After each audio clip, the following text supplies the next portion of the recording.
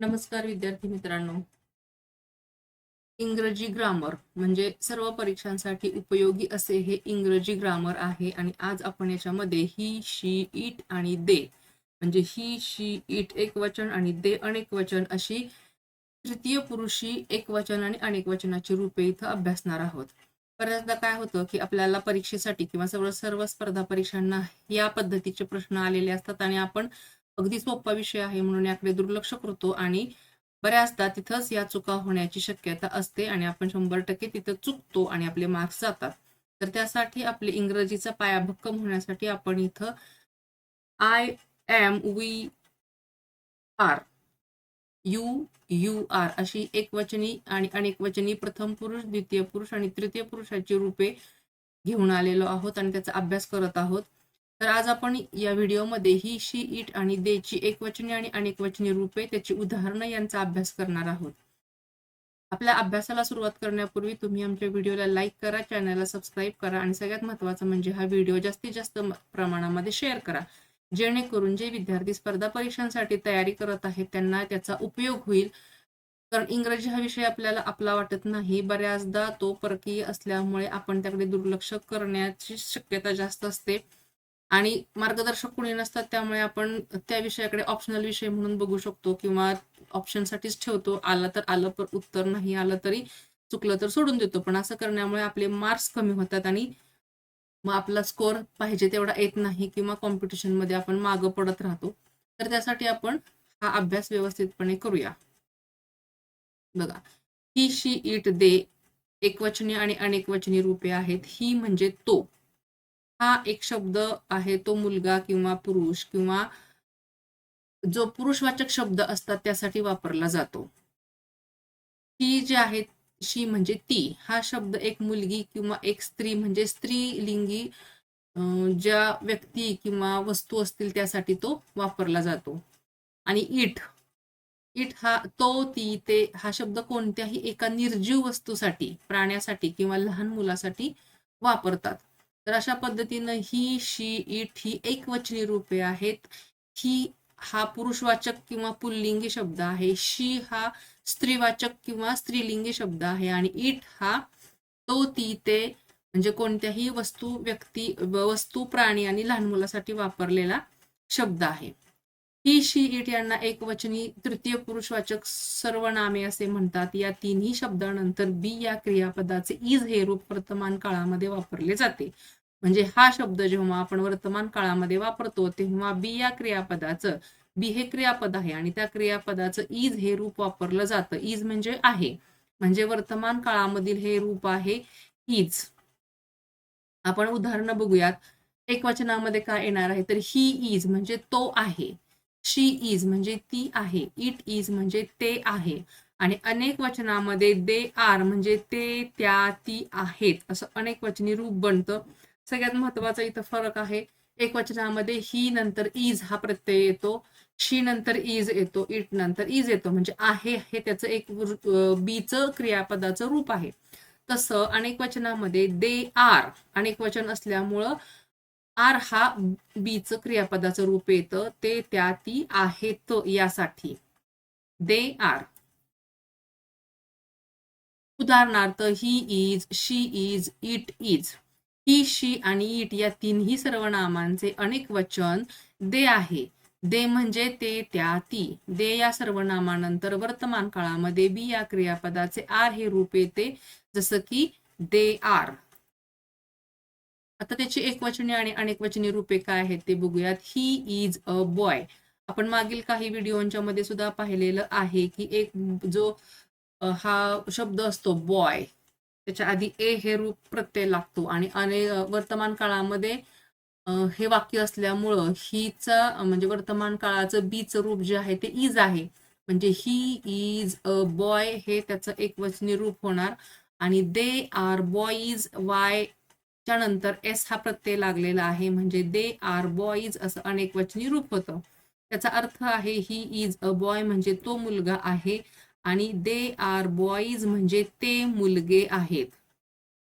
She is a girl आणि they are girls म्हणजे गर्लच्या पुढे एस हा प्रत्यय लागून अनेकवचनी रूप झालेला आहे, म्हणजे ती मुलगी आहे, त्या मुली आहेत. तिसरं आहे ते इट इज अ फ्लॉवर, हे एकवचनी रूप आहे, आणि दे आर फ्लॉवर्स अनेकवचनी रूप आहे, ते फूल आहे आणि ती फुले आहेत.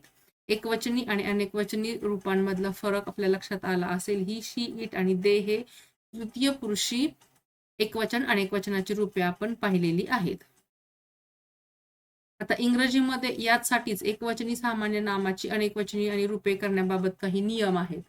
जसं की सामान्यपणे एकवचनी नामाच्या शेवटी प्रत्यय लावला असता त्याचे अनेकवचनी रूप बनते. जसं आपण उदाहरण पाहिलं की bat bats, table tables. S प्रत्यय लावला किंवा ईएस प्रत्यय लावला तर त्याचं अनेकवचन होतं. म्हणजे एकवचनी नाम असेल, नामाच्या शेवटी एस प्रत्यय लागला की त्याचं अनेकवचनी रूप बनतं. दुसरं आहे की एकवचनी नामाच्या शेवटी S, S H, C H किंवा एक्स असेल तर शेवटी ईएस प्रत्यय जोडून अनेकवचनी रूप बनतं. उदाहरणार्थ bus, buses, bush, bushes, watch, watches, box, boxes, mango, mangoes. तर अशा पद्धतीनं एकवचनी जे नाम आहे त्या नामाच्या शेवटी जर S, S H, C H किंवा एक्स असेल तर शेवटी त्याच्याऐवजी एस हा प्रत्यय लागतो आणि त्याचं अनेकवचनी रूप बनतं. परंतु एक अपवाद आहे ज्याच्यामध्ये ऑक्स, ऑक्स म्हणजे बैल, तर ऑक्सन म्हणजे बैलजोडी जो म्हणतो तर त्याला ईएन हा प्रत्यय लागतो. म्हणजे हा फक्त एक अपवाद आहे की जो या नियमामध्ये बसत नाही. जो जसं की अनेकवचनी रूप करताना ईएस प्रत्यय जोडून आपण अनेकवचनी रूप बनवतो. परंतु फक्त या एका उदाहरणासाठी म्हणजे ऑक्स, ऑक्झनसाठी ईएस प्रत्यय न लागता ईएन हा प्रत्यय लागतो. तिसरा नियम आहे की एकवचनी नामाचे शेवटचे अक्षर जर वाय असेल आणि त्यापूर्वी जर व्यंजन आलं असेल तर त्या वायच्या जागी आय हे अक्षर येते आणि त्यानंतर ईएस हा प्रत्यय लागून त्याचे अनेकवचनी रूप बनते. बघा, एकवचनी जर नाम असेल आणि त्याचं शेवटचं अक्षर जर वाय असेल आणि त्याच्या पूर्वी जर व्यंजन आलेलं असेल, म्हणजे वायच्या आधीचं अक्षर जर व्यंजन असेल तर वायच्या जागी आय अक्षर येते आणि त्यानंतर ईएस हा प्रत्यय लागतो. बघूया, baby, B A B Y म्हणजे बी ए बी वाय म्हणजे वाय हे शेवटचं अक्षर आहे आणि त्याच्या आधी व्यंजन लागलेलं आहे बी. त्या बीच्या ऐवजी आय आलेला आहे आणि ईएस हा प्रत्यय लागलेला आहे म्हणजे बेबी, बेबीज. आणि स्टोरीचं STORY, वायच्या आधी आर हे व्यंजन आहे म्हणजे आरच्या नंतर किंवा वायच्या ऐवजी आय होतो आणि ईएस हा प्रत्यय लागतो म्हणजे स्टोरी, स्टोरीज. म्हणजे वायच्या ऐवजी आय आणि पुढे ईएस प्रत्यय लागून अनेकवचनी रूप बनतं. नंतर चौथा नियम आहे नामाचे शेवटचे अक्षर वाय असेल व त्यापूर्वी जर स्वर असेल तर हे अक्षर कायम राहते आणि त्याला प्रत्यय लागून त्या नामाचे अनेकवचनी रूप बनते.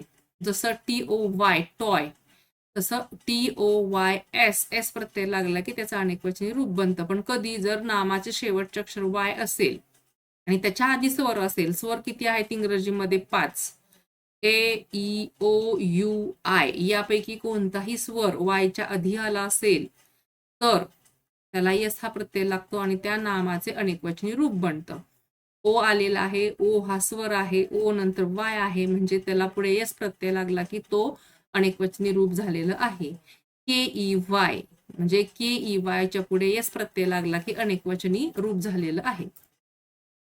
त्यानंतर पाचवा नियम आहे काही नामांच्या शेवटी FE अक्षरे येतात. त्यांची अनेकवचनी रूपे करताना FEच्या जागी VES ही अक्षरे येत असतात. कसं बघू? WIFE वाईफ, शेवटचं अक्षर FE आहे परंतु त्या FEच्या ऐवजी VES ही अक्षर आली तर ते अनेकवचनी रूप बनतं वाईव्स. काफ, CALF, LFच्या ऐवजी L आहे, F च्या ऐवजी VES, काल्फ्स. तर अशा पद्धतीने अनेकवचनी रूपे बनत असतात. काही नामांची एकवचनी व अनेकवचनी रूपे एकच असतात. उदाहरणार्थ डिअर, डिअर, शिप, शिप याच्यामध्ये काही बदल होत नाही. एकवचनी आणि अनेकवचनी रूपामध्ये हे शब्द तसेच्या तसेच राहत असतात.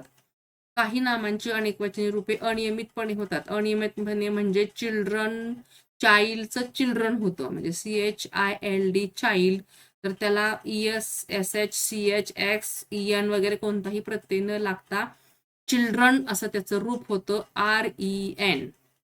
हे पुढं प्रत्यय लागतो. टूथचं टीथ होतं, म्हणजे ही अनियमित रूपे आहेत. माऊसचं माईस होतं, MICE, म्हणजे काही नामांची अनेक वचनाची रूपे करत असताना त्यामध्ये अनियमितपणा असतो आणि त्यासाठी तो पूर्ण शब्दच वेगळा येतो.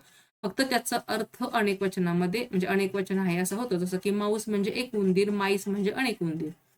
तर अशा पद्धतीनं ही शेवटचे काही नियम आहेत ह्या एकवचन आणि अनेकवचन म्हणजे तृतीय पुरुषाची जी रूपं आहेत ही, शी, इट आणि दे एकवचनी अनेकवचनी करत असताना जे काही नियम आहेत हे 7 नियम आहेत आणि त्या 7 नियमांचा तुम्ही नीट अभ्यास करणं गरजेचं आहे. हे नियम पाठच करून ठेवले तर तुम्हाला याची अनेकवचनी रूपे करत असताना अजिबात त्रास होणार नाही. कारण बऱ्याच ठिकाणी आहे तसंच रूप राहतं, बऱ्याच ठिकाणी VS प्रत्यय लागतो, बऱ्याच ठिकाणी पूर्णपणे अनियमितपणा आढळून आलेला आहे.